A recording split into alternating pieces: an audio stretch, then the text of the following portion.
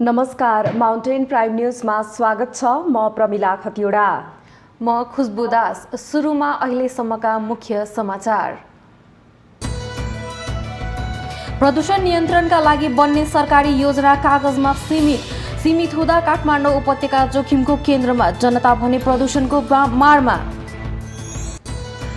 केही दिनदेखि जारी वायु प्रदूषणका कारण 4 दिनका लागि शैक्षिक संस्था बन्द हुने। आजदेखि आगामी 20 गतेसम्म शैक्षिक संस्था बन्द गर्ने सरकारको निर्णय। नेकपा एमालेका वरिष्ठ नेता माधव कुमार नेपाल र नेता भीम रावल पार्टी सदस्यबाट 6 महिनाका लागि निलम्बित। नेताद्वय धनश्याम भुषाल र सुरेन्द्र पाण्डेलाई पुनः स्पष्टीकरण सोधिने। चीनले अनुदानमा दिएको कोरोना विरुद्धको खोप काठमाडौँ आइपुग्यो। कोरोना विरुद्धको लडाईँमा नेपाल र चीनको नीति समान भएको प्रधानमन्त्री ओलीको भनाई। मेलम्चीको पानी काठमाडौँको घर घरमा, उपत्यकावासीको वर्षौंदेखिको सपना पूरा। मेलम्चीको पानीले माग धान्न नसकेपछि उपत्यकावासीलाई राहत हुने।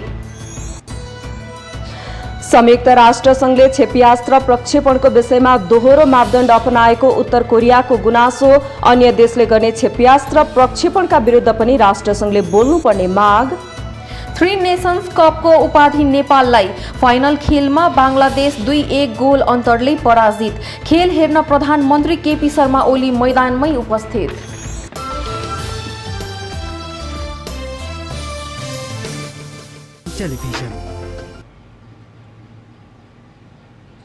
अब समाचार विस्तारमा। विगत केही दिनदेखि काठमाडौँ उपत्यकाको वातावरण विषाक्त बनेको छ। प्रदूषणको दर उच्च भएसँगै उपत्यकाका 3 शहरका बासिन्दाले यसको प्रत्यक्ष असर भोग्न बाध्य भएका छन्। सरकारले हरेक वर्ष प्रदूषण नियन्त्रणका लागि अनेक योजना ल्याउने गरेको छ, तर यी योजना कार्यान्वयनको तहमा जान नसक्दा प्रदूषण खासै कम हुन सकेको छैन। विशेष गरी प्रदूषण नियन्त्रणका लागि नियमित रूपमा हुने कार्यक्रम र अध्ययन प्रतिवेदन सम्बन्धित मन्त्रालयमा थन्किने प्रवृत्तिले समेत प्रदूषण नियन्त्रण प्रभावकारी नभएको विश्लेषण भइरहेको छ। भौगोलिक बनावटकै कारण पनि काठमाडौँ उपत्यका जोखिमको केन्द्रमा छ। त्यसमाथि उपत्यकाको प्रदूषण नियन्त्रणमा राज्यको उदासीनताले राजधानी शहर काठमाडौँ लगायतका उपत्यकाका 3 शहर यति बेला प्रदूषणयुक्त तुवालोको चपेटामा परेको छ। बितेका 3 महिनामा काठमाडौँ 2 पटक विश्वकै सबैभन्दा प्रदूषित शहरको पहिलो सूचीमा पर्न जाँदा पनि राज्य र सरकारवाला निकायको ध्यान यसको न्यूनीकरणतर्फ गएको पाइएको छैन। यसअघि गत पुस 20 गते उपत्यकामा फैलिएको तुवालोको घनत्व 487 AQI एयर क्वालिटी इन्डेक्स मापन गरिएको थियो भने चैत्र 13 गतेको तुवालोको घनत्व 470 AQI रहेको थियो, जुन तथ्याङ्क विश्वमै प्रदूषित मानिएका शहरहरूको भन्दा बढी हो। भौगोलिक रूपमै कचौरा आकृतिमा रहेको उपत्यकाको वायु प्रदूषण न्यूनीकरणका लागि सरकारले कार्यक्रम भने नल्याएको होइन। सरकारले यसअघि काठमाडौँ उपत्यकाका लागि वायु गुणस्तर व्यवस्थापन कार्ययोजना 2076 नै तयार गरेको हो, तर आजसम्मको प्रगति हेर्दा सरकारी प्रयास कागजमा मात्रै सीमित देखिएका छन्। वायु प्रदूषणको जिम्मेवारी पाएका निकायहरू प्रदूषण नियन्त्रणका नाममा सभा र गोष्ठीको आयोजनामा मात्रै व्यस्त देखिएका छन्। गत चैत्र 13 गते शुक्रबारको मध्याह्नबाट जनजीवनमै असर पार्ने गरी उपत्यकामा फैलिएको तुवालोको राज यो आलेख तयार पार्दासम्म जारी नै छ। विश्व स्वास्थ्य संगठनले तयार गरेको मापदण्डले वायुको गुणस्तर सूचकाङ्क 300 भन्दा बढी हुनु घातक मानेको छ, तर उपत्यकामा शुक्रबार 470 सम्म रेकर्ड भएको AQI शनिबार 400 नागेको थियो। उपत्यकाको वायुमण्डलको यही विषाक्तताका आधारमा स्विजरल्यान्ड स्थित IQ एयरले काठमाडौँलाई विश्वका 94% शहर मध्ये पहिलो प्रदूषित शहरका रूपमा घोषणा गरिदिएको छ। विश्व स्वास्थ्य संगठन अनुसार AQI घनत्व 35 भन्दा कम भएको वायुलाई उत्तम मानिएको छ। यसैगरी 51 देखि 100 सम्मको AQI लाई सामान्य र AQI 201 भन्दा माथि पुगे धेरै अस्वस्थकर हुन्छ। स्वयं नेपाल सरकार आफैले गत वर्ष मात्रै सार्वजनिक गरेको काठमाडौँ उपत्यकाको लागि वायु गुणस्तर व्यवस्थापन कार्ययोजनामै AQI 300 नागे विपदको अवस्था भनेर स्वीकार गरिसकेको छ। गत शुक्रबारदेखि हालसम्म तुवालोकै कारण लो भिजिबिलिटी भएको भन्दै काठमाडौँ अन्तर्राष्ट्रिय विमानस्थल हुँदै नेपालका विभिन्न गन्तव्य सहित अन्तर्राष्ट्रिय उडानमा रहेका झण्डै 124 उडान समेत रद्द हुन पुगेका छन्। यति बेला काठमाडौँमा फैलिएको यो तुवालो काठमाडौँ आसपासका विभिन्न जिल्ला समेत लाङटाङ निकुञ्जमा लागेको डढेलोको धुवाका कारण सिर्जना भएको भनेर वातावरणको क्षेत्र क्षेत्रमा रहेर काम गरिरहेका अभियन्ताले बताइरहँदा स्वयं वातावरण विभाग भने भारतबाट भित्रिएको प्रदूषित हावाका कारण उपत्यका लगायत देशका विभिन्न क्षेत्रमा तुवालो फैलिएको बताएर आफ्नै जिम्मेवारीबाट पन्चिन खोजिरहेको देखिन्छ। यति बेला उपत्यकामा फैलिएको तुवालोकै कारण जनजीवन नै त्रसित देखिएको छ। प्रदूषित हावा मिश्रित तुवालोकै कारण फोक्सोको रोग, मुटुको रोग, निमोनिया, मस्तिष्कघात, कम तौल वा समय नपुग्दै बच्चा जन्मिने जस्ता समस्या हुने भएकै कारण पनि आम नागरिकमा यसले चिन्ता थप्नु स्वाभाविक नै हो। वायु प्रदूषण न्यूनीकरणमा काम गरिरहेको अन्तर्राष्ट्रिय गैर सरकारी संस्था स्टेट अफ ग्लोबल एयर 2020 ले प्रदूषणकै कारण निम्तिने रोगबाट नेपालमा वर्षे नै 42,000 भन्दा बढी नागरिकको मृत्यु हुने गरेको जनाएको छ। WHO कै अनुसार पनि सन् 2018 मा नेपालमा प्रदूषणका कारण करिब 37,000 जनाको मृत्यु भएको थियो। यी खराब सूचक र उपत्यकामा फैलिएको यो विषाक्त हावाले उपत्यकामा रहेको प्रदूषित धुलोका कण मात्रै होइन, यसको न्यूनीकरणमा देखिनुपर्ने सरकारी जाँगर समेत बोकेको छ। प्रदूषण नियन्त्रणका लागि हप्तै जसो काठमाडौँका 5 तारे होटलमा महँगा सभा र सेमिनारको आयोजना गरिन्छ। योजना बन्द छन् तर बनाइएका योजना मन्त्रालय वा विभागमा थन्किन्छन्। सरकारले कार्यान्वयनका लागि छुट्याएको बजेट सभा, सेमिनार र भ्रमणमै सिद्धिन्छ। यस्तै काठमाडौँ उपत्यका नगरपालिका फोरमले उपत्यकाको प्रदूषण नियन्त्रण गर्न 2 वर्ष अघि नै पास गरेको 9 बुँदे प्रतिबद्धता यति बेला कहाँ छ? त्यो प्रतिबद्धता पास गर्नेले पनि बिर्सेको हो कि भन्नुपर्ने अवस्था छ। माउन्टेन टेलिभिजन राजनीतिक ब्युरो। आजदेखि लागू हुने गरी देशभरका शिक्षण संस्था 4 दिनका लागि बन्द गरेको छ। सोमबार शिक्षा विज्ञान तथा प्रविधि मन्त्रालयमा शिक्षा मन्त्री कृष्ण गोपाल श्रेष्ठको अध्यक्षतामा मन्त्रालय अन्तर्गतका उच्च शिक्षा अधिकारीहरू सहभागी बैठकले आजदेखि 4 दिनसम्म देशभरका सम्पूर्ण शिक्षण संस्था बन्द गर्ने निर्णय गरेको हो। गत शुक्रबारदेखि देशभर वायु प्रदूषण बढेकोले विद्यार्थीहरूको स्वास्थ्य अवस्थालाई मध्यनजर गर्दै चैत 17 गतेदेखि 20 गतेसम्म बिदा हुने निर्णय गरिएको मन्त्रालयका सहसचिव एवं प्रवक्ता दीपक शर्माले जानकारी दिनुभयो। पूर्व निर्धारित कार्यतालिका अनुसार परीक्षा सञ्चालन गरिरहेका विश्वविद्यालयहरू तथा उच्च शिक्षा प्रदायक शिक्षण संस्थाहरूले स्वास्थ्य सजगता अपनाउँदै परीक्षाका कार्यक्रमहरू सञ्चालन गर्न सक्नेछन्। चैत्र 20 गतेसम्मका लागि बिदा दिने निर्णय गरिएको छ। अब यो अवस्थामा चाहिँ नि हामी सबै अभिभावकहरूलाई आफ्ना बालबालिकाहरूलाई घरभित्रै घरभित्रै राख्नको लागि, किनभने यो बाहिर निस्केपछि स्वास्थ्यमा प्रतिकूल असर पर्छ यो धुवा धुलो को कारणले। त्यसैले अभिभावकहरूलाई चाहिँ नि आफ्ना बालबालिकालाई घरभित्रै राख्न हामी हार्दिक अनुरोध गर्छौँ। र जहाँसम्म विश्वविद्यालय र उच्च शिक्षण संस्थाका नियमित परीक्षाहरू छन्, पूर्व निर्धारित परीक्षाहरू, ती परीक्षाहरू चाहिँ यथावत नै रहनेछन्। चैत 21 गते शनिबार परेकोले आगामी आइतबारदेखि मात्रै शिक्षण संस्था खुल्नेछन्।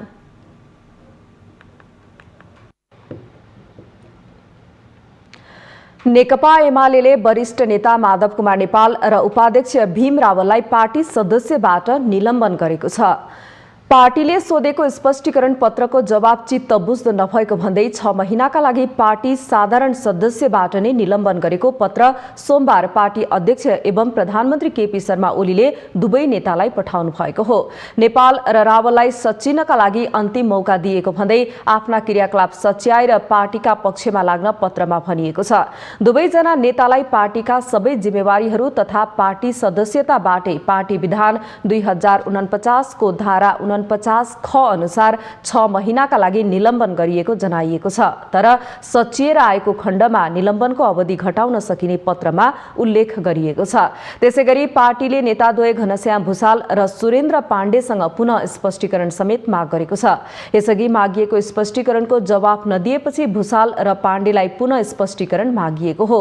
चैत 7 गते बालुवाटारमा बसेको केन्द्रीय कमिटी बैठकको निर्णय अनुसार गत सोमबार महासचिव ईश्वर पोखरेलले नेता माधव कुमार नेपाल, भीम रावल, भुसाल र पाण्डेलाई 3 दिनभित्र स्पष्टीकरण बुझाउन भन्दै पत्र लेख्नु भएको थियो।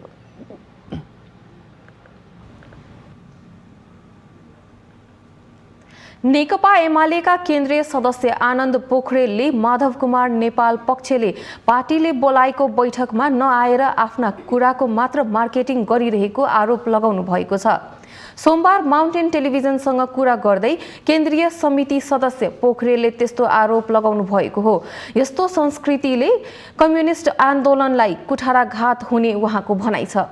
उहाँहरू बैठकमा नआउने अनि त्यसपछि यसो गर उसो गरेर बाहिर चाहिँ आफ्ना कुराहरूको मार्केटिङ गरेर केपी ओलीलाई चाहिँ एकरो आरोप लगाइरहने जुन खालको संस्कृति हुर्काइरहनु भएको छ, त्यो संस्कृति साँचो अर्थमा कम्युनिस्ट आन्दोलन, कम्युनिस्ट पार्टीको सरकार र भोलि भावी पुस्ताको समृद्धिको आकाङ्क्षालाई कुठाराघात गर्ने काम गरिरहनु भएको छ।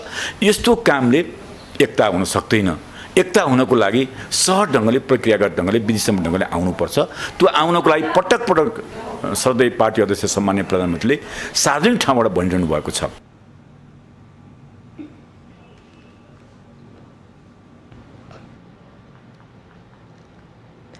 प्रधानमन्त्री केपी शर्मा ओलीले नेपाल र चीन बीचको सम्बन्ध नयाँ उचाइमा पुगेको बताउनु भएको छ।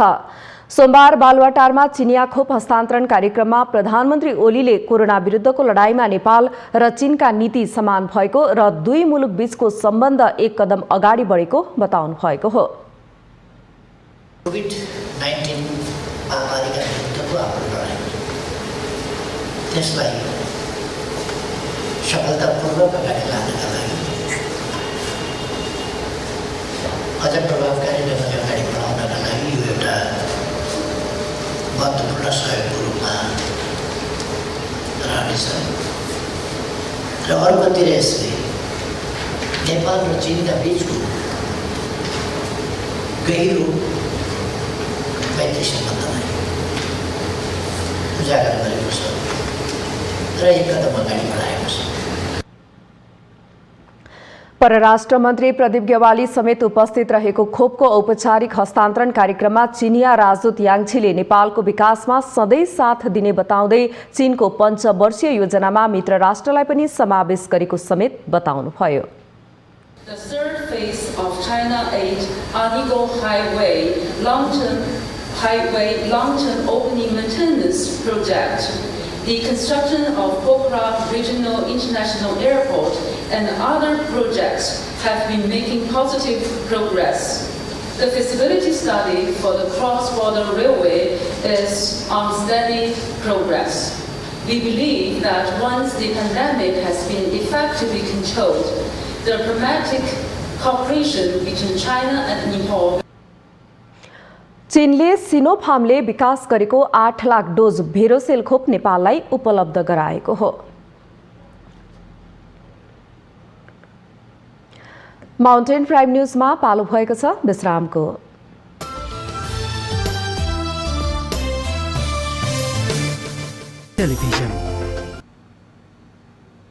विश्रामपछि स्वागत छ। अब बाँकी समाचार। वर्षौंदेखि खानेपानीको चरम समस्या भोगिरहेको काठमाडौँ उपत्यकामा मेलम्चीको पानी आइपुगेको छ। यो सँगै करिब 30 वर्ष अघि नेपालले देखेको सपना पूरा भएको हो। यो योजना पूरा भएसँगै हरेक सपना इच्छा शक्ति भएमा पूरा हुन्छ भन्ने मान्यता समेत स्थापित भएको विश्लेषण भइरहेको छ। हाल मेलम्चीबाट आएको पानी पर्याप्त नभए पनि यसले खानेपानीको चरम अभाव हटाउन भने भूमिका खेल्नमा दुई मत छैन। काठमाडौँ उपत्यकाको पानी आपूर्तिलाई सहज बनाउने विषयमा झण्डै 50 वर्ष अघिदेखि नै विकल्पको खोजी हुन थालेको हो। यही खोजीकै क्रममा बेलायतको बिन्नी एन्ड पार्टनर्सले सन् 1973 तिर काठमाडौँ उपत्यकाको खानेपानीको वैकल्पिक व्यवस्थाका बारेमा तयार गरेको गुरु योजनाकै एउटा अङ्ग बनेको थियो सिन्धुपाल्चोकको हेलम्बो स्थित मेलम्ची खोला, जसलाई तत्कालीन प्रधानमन्त्री कृष्ण प्रसाद भट्टराईले 2048 सालको निर्वाचन प्रचारको एउटा आकर्षक मुद्दा नै बनाइदिएका थिए। भट्टराईले उपत्यकाका मतदातालाई कांग्रेसमा आकर्षित गर्नका लागि मेलम्चीको पानी ल्याएर काठमाडौँका सडक धुने बताइरहँदा कतिपयले कांग्रेससँग भट्टराईलाई समेत मजाकको पात्र समेत बनाइदिएका थिए। तर स्वर्गीय भट्टराईले 2048 सालमा देखेको त्यही मेलम्ची सपना आज झण्डै 20 वर्षपछि साकार भएको छ। काकाकुल बन्दै गएका उपत्यकावासीका धाराबाट मेलम्चीको पानी चुहिन थालेको छ। मेलम्ची खानेपानी आयोजनाका बारेमा बिन्नी एन्ड पार्टनर्स पछिको विक्रमसम्म 2047 सालमा क्यानाडाको स्टानले एन्ड एसोसिएट्सले प्रारम्भिक वातावरणीय अध्ययन गरेको थियो। लगत्तै 2048 सालमा अस्ट्रेलियाको स्नोई माउन्टेन्स इन्जिनियरिङ कर्पोरेसनले आयोजनाका बारेमा विस्तृत सम्भाव्यता अध्ययन गरेर प्राविधिक, वातावरणीय, सामाजिक र आर्थिक हिसाबले सम्भव र लाभदायक रहेको प्रतिवेदन दिए लगत्तै सरकारले आयोजना अगाडि बढाउने सोच बनाएको थियो। सर्वसाधारणको समेत शेयर रहने गरी 2053 सालमा सरकारले मेलम्ची योजना अगाडि बढाउने ध्येयले मेलम्ची खानेपानी लिमिटेड कम्पनी स्थापना गरेको भए पनि कम्पनीको अवधारणामा योजना अघि बढ्ने नदेखेपछि तत्कालीन सरकारले 2064-65 भित्रै मेलम्चीको पानी काठमाडौँमा खसाल्ने भन्दै 2057 सालबाट एसियाली विकास बैंक लगायतका दात्री निकायहरूको ऋण सहयोगमा योजना निर्माणको काम अघि बढाएको थियो। तर निर्धारित समय सारिणी अनुसार आयोजना निर्माणको ठेक्का नै लाग्न सकेन। लागेका ठेक्का पनि ठेकेदारले 20मै काम छाडेर भागिदिनाले मेलम्ची वास्तवमै उपत्यकावासीका लागि सपना चाहिँ बन्न थालेको थियो। तर यो सपना गत आइतबारबाट पूरा भएको छ। आइतबारबाट आंशिक रूपमा पानी वितरण सुरु गरेको काठमाडौँ उपत्यका खानेपानी लिमिटेडले केही दिनभित्रै सबैका घरमा पानी पुर्याउने प्रतिबद्धता व्यक्त गरेको छ। सुरुमा आयोजना डिजाइन गर्दा उपत्यकाका 50 लाख जनतालाई लक्षित गरिएको मेलम्ची आइपुग्दा उपत्यकाको जनघनत्व 60 लाखले नागेको सन्दर्भमा मेलम्ची एक्लैले माग अनुसार आपूर्ति धान्न भने मुस्किल नै छ। हाल उपत्यकामा खानेपानीको माग दैनिक 37 करोड लिटर हाराहारीमा छ। मेलम्चीबाट आउने 17 करोड लिटर र अन्य स्रोतबाट उपलब्ध भइरहेको दैनिक 8 करोड लिटर पानीले मात्रै हालको माग पूरा हुन भने सम्भव छैन। यद्यपि अहिले आपूर्ति भइरहेको भन्दा दोब्बर परिणाममा पानी भित्रिएपछि उपत्यकावासीका लागि थोरै नै भए पनि राहत भने पुगेको छ। माउन्टेन टेलिभिजन राजनीतिक ब्युरो। सरकारले थारू कल्याणकारी सभासँग वार्ता गर्न गृहमन्त्री रामबहादुर थापाको नेतृत्वमा वार्ता समिति गठन गरेको छ। सोमबार मन्त्री परिषदका निर्णय सार्वजनिक गरिएको पत्रकार सम्मेलनमा सरकारका प्रवक्ता एवं संचार तथा सूचना प्रविधि मन्त्री पार्वत गुरुङले उक्त जानकारी दिनुभएको हो। मन्त्री गुरुङका अनुसार थारू कल्याणकारी सभा, थारूवान संयुक्त संघर्ष समिति र केन्द्रीय आन्दोलन परिचालन समितिले राखेका 19 बुँदे माग सम्बोधन गर्न गृहमन्त्रीको संयोजकत्वमा समिति गठन गरिएको हो। 3 सदस्यीय वार्ता टोलीमा प्रधानमन्त्रीका परराष्ट्र सल्लाहकार डाक्टर राजन भट्टराई र पूर्व सांसद भगवती चौधरी रहनु भएको छ। थारू कल्याणकारी सभा, थारूहट, थारूवान संयुक्त संघर्ष समिति र केन्द्रीय आन्दोलन परिचालन समितिले राखेको 19 बुँदे माग सम्बोधन गर्नका लागि नेपाल सरकारले माननीय गृहमन्त्री रामबहादुर थापाको संयोजकत्वमा सम्माननीय प्रधानमन्त्रीका परराष्ट्र सल्लाहकार डाक्टर राजन भट्टराई र पूर्व सांसद भगवती चौधरी सदस्य हुनुभएको 3 सदस्यीय वार्ता टोली गठन गरेको छ। थारूहट आन्दोलनरत पक्षले लामो समयदेखि रेशम चौधरी लगायतका बन्दीहरूको रिहाईको माग गर्दै आइरहेको छ।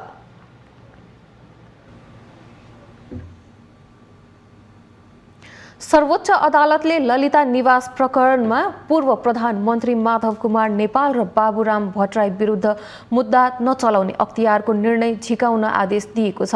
वरिष्ठ अधिवक्ता बालकृष्ण न्यौपानेले दायर गरेको रिटमाथि न्यायाधीश द्वय अनिल कुमार सिन्हा र हरिप्रसाद फुयालको इजलासले सोमबार अख्तियारको उक्त निर्णय झिकाउन आदेश दिएको हो। अख्तियार दुरुपयोग अनुसन्धान आयोगले नेपाल र भट्टराई नीतिगत निर्णयमा मात्र सामेल भएको भन्दै दुवैलाई मुद्दा नचलाउने निर्णय गरेको थियो। अख्तियारको उक्त निर्णय विरुद्ध वरिष्ठ अधिवक्ता न्यौपानेले 2076 साल माघ 29 मा सर्वोच्चमा रिट दायर गर्नुभएको थियो। उक्त रिटमाथि प्रधान न्यायाधीश चौलेन्द्र शमशेर राणाको एकल इजलासले सुनवाई गर्दै 2076 फागुन 2 मा अग्राधिकार दिएको थियो। त्यस्तै गत 2 फागुनमा न्यायाधीश आनन्द मोहन भट्टराई र हरिप्रसाद फुयालको इजलासले प्रमाण बुझ्ने आदेश दिएको थियो। बालवाटार स्थित ललिता निवास जग्गा प्रकरणमा अख्तियार दुरुपयोग अनुसन्धान आयोगले 3 पूर्व मन्त्री सहित 175 जना विरुद्ध भ्रष्टाचार मुद्दा चलाएको थियो।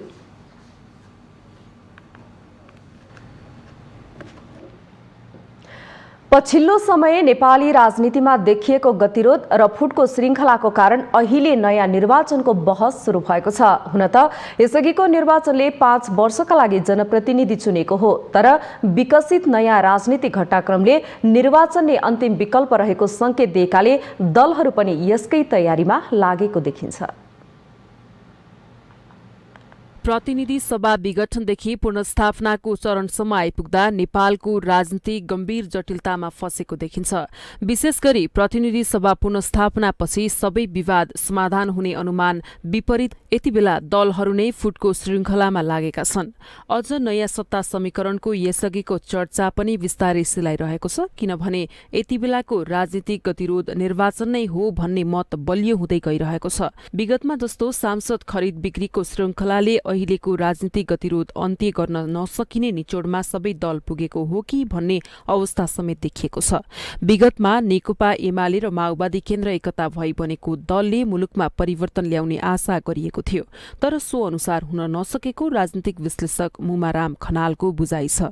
अर्को सरकार बन्ने स्थिति पनि छैन र अहिलेको सरकारलाई यदि माओवादी केन्द्रले आफ्नो समर्थन फिर्ता लियो भने उसले चाहिँ बहुमत पुर्याउन सक्ने पनि अवस्था अहिलेसम्मलाई देखिएको छैन। त्यसैले निर्वाचनमा जानु बाहेक अहिलेसम्म त यदि नेपाली कांग्रेसले सरकार कुनै न कुनै रूपमा माओवादी केन्द्रलाई अथवा ओलीजीलाई चाहिँ समर्थन गर्यो भने जनता समाजवादी पार्टीले पनि यदि माओवादी केन्द्रलाई सपोर्ट गर्यो भने बल्ल त्यो सरकार चाहिँ बन्न सक्छ। तर यस्तोमा तत्कालै नयाँ निर्वाचनमा जाने निर्णय गर्न दलहरू हिचकिचाइरहेको देखिन्छ। अहिलेको अवस्थामा तत्कालै निर्वाचनमा जानुभन्दा अन्य विकल्पतर्फ पनि ध्यान दिनुपर्नेमा नेपाली राजनीतिको एउटा धाराले लबिङ गरिरहेको छ। नयाँ निर्वाचनलाई दोस्रो विकल्पको रूपमा मात्रै लिनुपर्ने कांग्रेस नेता भीमसेन दास प्रधानको भनाइ छ। निर्वाचन अन्तिम विकल्प त हो, तर अहिले सामान्य अदालतले संसदको पुनर्स्थापन भइसकेको अवस्थामा अहिलेको सरकार संविधानको 76 धारा 2 उपधारा 2 अन्तर्गत बनेको छ र पहिलो सरकारले नै सामान्य प्रधानमन्त्रीले विश्वास मत लिनु जरुरी छ र त्यो विश्वास मतमा उहाँले विश्वासको मतमा बहुमत ल्याउन सकेन भने हामी 3 मा प्रवेश गर्छौं र सबै दल लिएर फेरि 51% को चाहिँ हामी त्यहाँ कोसिस गर्छौं। त्योबाट पनि भएन भने फेरि 4 मा गएर त्यसबाट सम्भव नभएको अवस्था मात्रै हामीले देशमै प्रधानमन्त्री नरहने अवस्था मात्रै आएको अवस्थामा चाहिँ हामीले संविधान सम्मत यो 76 को 7 धारा अन्तर्गत हामीले चुनावमा जान सक्ने अवस्था छ। अबका दिनमा दलहरूसँग सत्ता समीकरणका लागि अनेक सम्झौता गर्नुपर्ने बाध्यता छ, तर यो खालको बाध्यताले फेरि मुलुक अस्थिरतातर्फ जाने पक्का छ। सोही कारण पनि मुलुकलाई थप अनिर्णयको बन्दी बनाउनु भन्दा ताजा जनादेशको विकल्पमा जानु उपयुक्त विकल्प रहेको देखिन्छ। माउन्टेन टेलिभिजनका लागि पुष्पाश्री कार्कीको रिपोर्ट। सर्वोच्च अदालतमा न्यायाधीश सिफारिस हुनुभएका नहकुल सुवेदी विरुद्ध संसदीय सुनवाई समितिमा उजुरी दर्ता भएको छ। सोमबार वरिष्ठ अधिवक्ता दिनेश त्रिपाठीले न्यायाधीश सुवेदी विरुद्ध संसदीय समितिमा उजुरी दर्ता गर्नुभएको हो। संघीय संसदको संयुक्त समिति संसदीय सुनवाई समितिले न्याय परिषदद्वारा सर्वोच्चका लागि प्रस्तावित न्यायाधीश विरुद्ध सार्वजनिक उजुरी गर्न आह्वान गरेको थियो। उच्च अदालत पाटन मुख्य न्यायाधीश कुमार चुडाल र उच्च अदालत सुर्खेतका मुख्य न्यायाधीश नहकुल सुवेदीलाई केही दिन पहिले सर्वोच्च अदालतमा न्यायाधीश सिफारिस गरिएको थियो।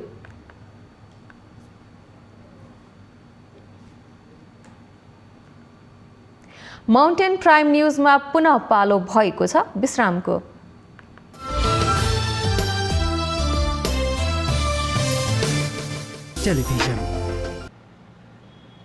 विश्रामपछि स्वागत छ। अब बाँकी समाचार। फागुन शुक्ल पूर्णिमाका दिन मनाइने फागु अर्थात् होली पर्व सोमबार तराईका जिल्लाहरूमा मनाइएको छ। यस वर्ष दोस्रो चरणको कोरोना भाइरस फैलिन थालेसँगै प्रशासनले भिडभाड नगर्न आग्रह गरेपछि तराईमा विगतको भन्दा सामान्य रूपमा होली पर्व मनाइएको हो। तराईका जिल्लाहरूमा एक साता अघि देखिने हुने होलीको चहल पहल यो वर्ष कोरोना जोखिमका कारण निकै कम भयो। तराईको मोरङ लगायतका जिल्लाहरूमा विगतका वर्षहरूमा हर्षोल्लासपूर्वक होली पर्व मनाउने गरिएकोमा यस वर्ष सामान्य रूपमा मनाइयो। अघिल्ला वर्षहरूमा विभिन्न सांगीतिक कार्यक्रम लगायत गरी धुमधामका साथ होली मनाउने गरिएको थियो। पूर्वका इटहरी, धरान, विराटनगर, इनरुवा लगायतका शहरमा यस वर्ष भने होलीको अवसरमा कुनै ठूला सांगीतिक कार्यक्रम नगरी सामान्य रूपमा मनाइएको छ।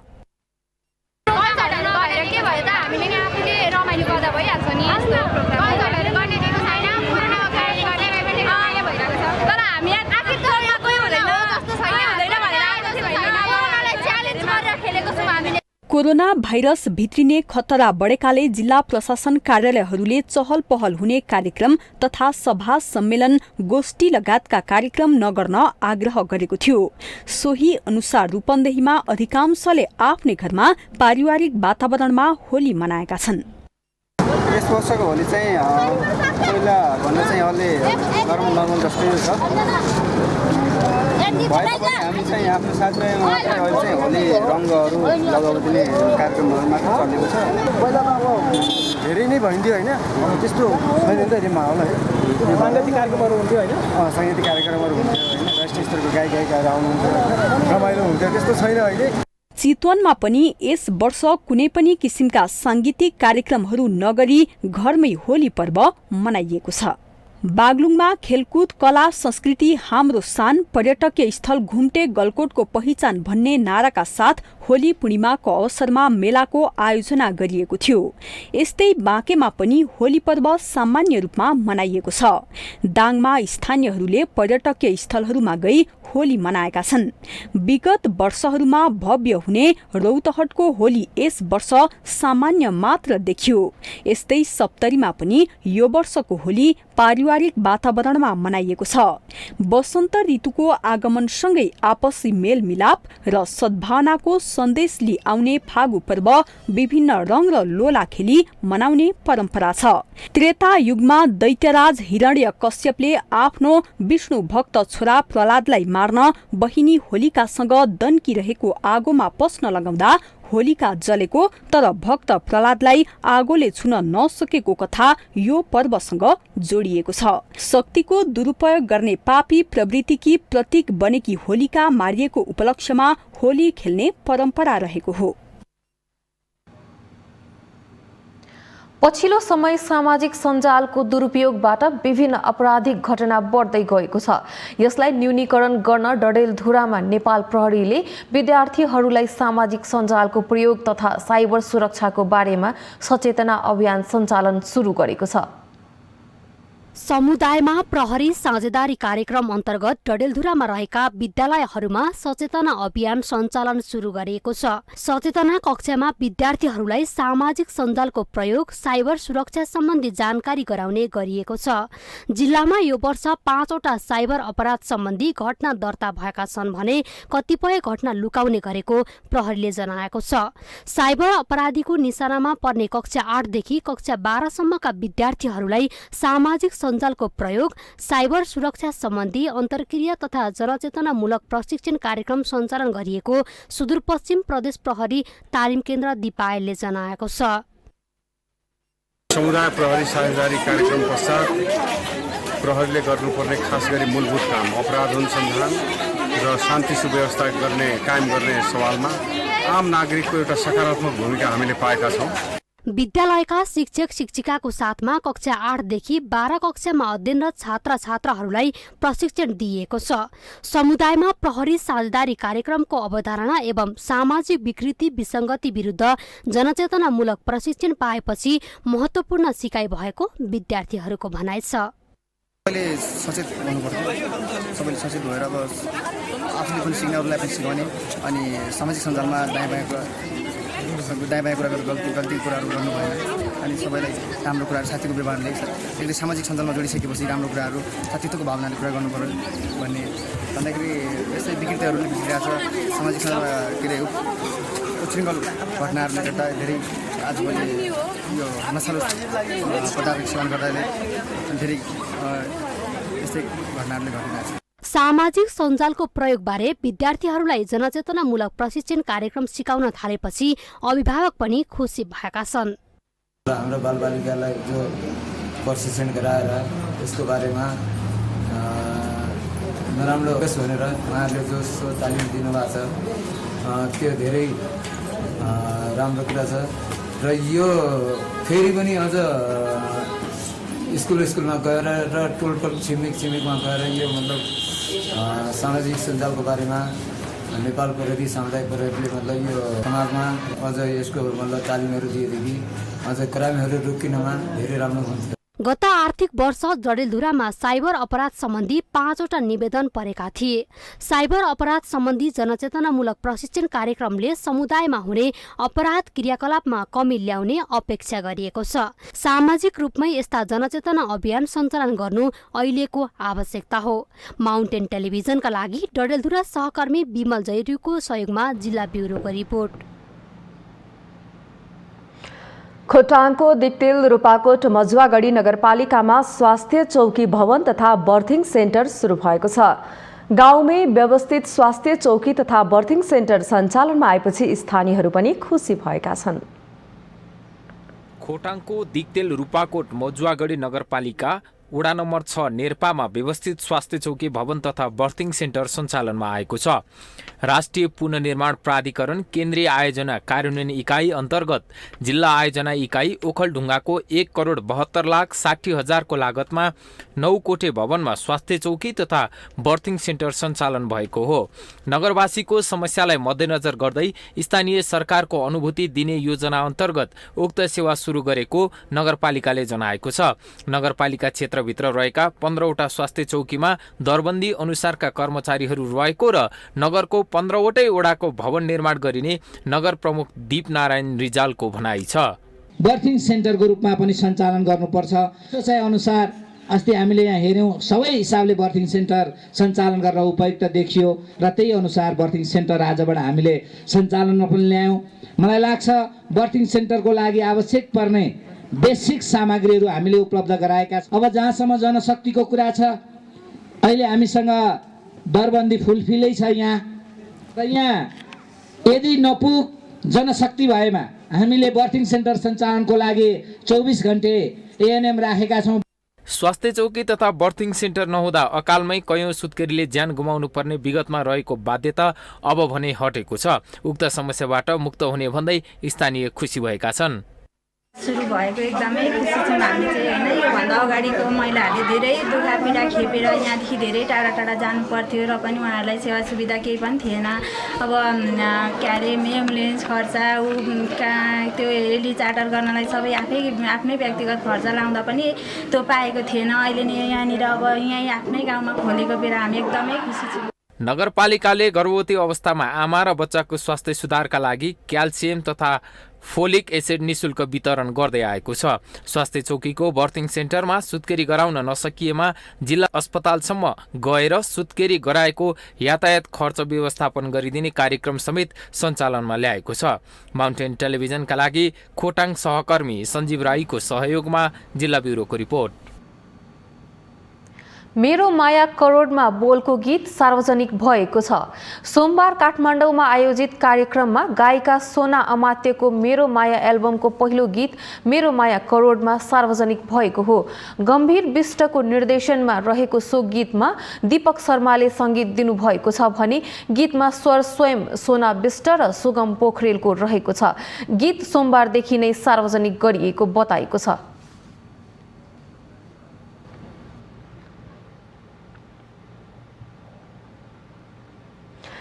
हिमाली जिल्ला म्याग्दीमा रघुगङ्गा गाउँपालिकाको चिमखोला सिस्नेरीमा रहेको ताप्के भिरबाट पाखा पानीको रायखोरमा रहेको फड्के डाँडा जोड्ने झुलुङ्गे पुल निर्माण भएको छ।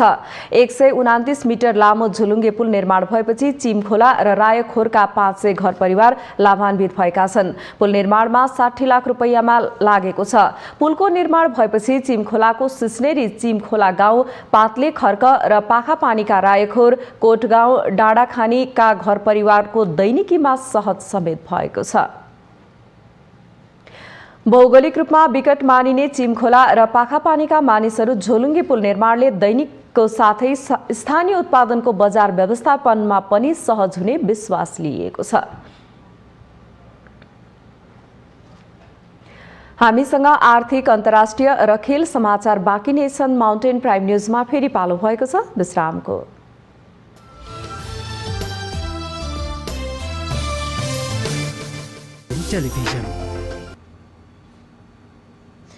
विश्रामपछि स्वागत छ। अब पालो आर्थिक समाचारको।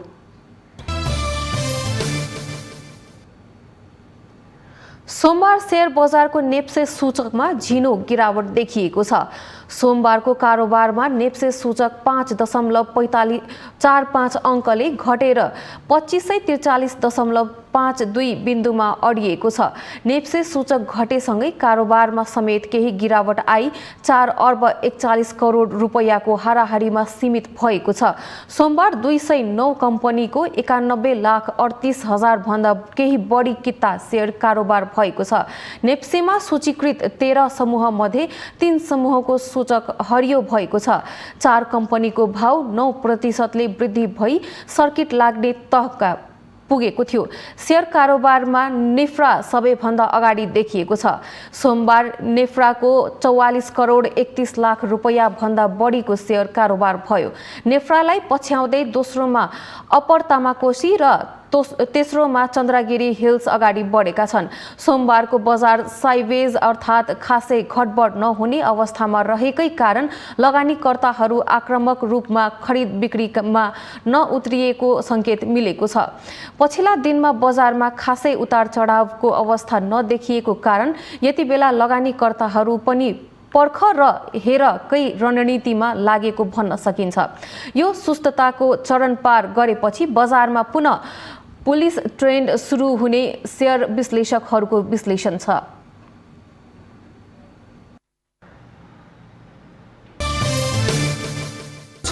Mountain television.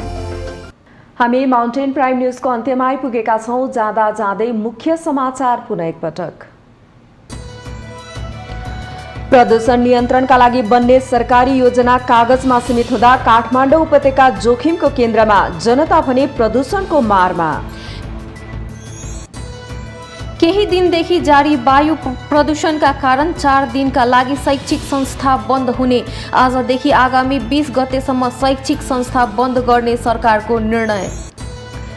नेकपा एमालेका वरिष्ठ नेता माधव कुमार नेपाल र नेता भीम रावल पार्टी सदस्यबाट 6 महिनाका लागि निलम्बित। नेताद्वय घनश्याम भुषाल र सुरेन्द्र पाण्डेलाई पुनः स्पष्टीकरण सोधिने।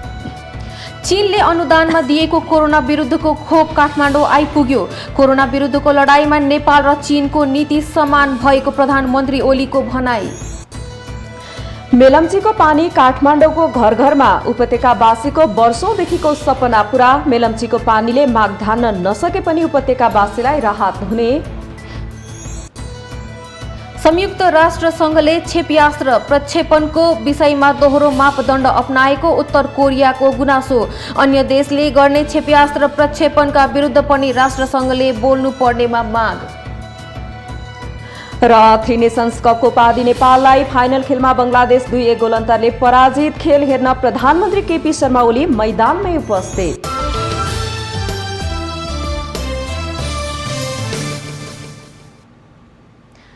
माउन्टेन प्राइम न्यूज अहिलेलाई सकियो। सत्य, तथ्य र निष्पक्ष समाचारका लागि हेर्दै रहनुहोला माउन्टेन टेलिभिजन। नमस्कार।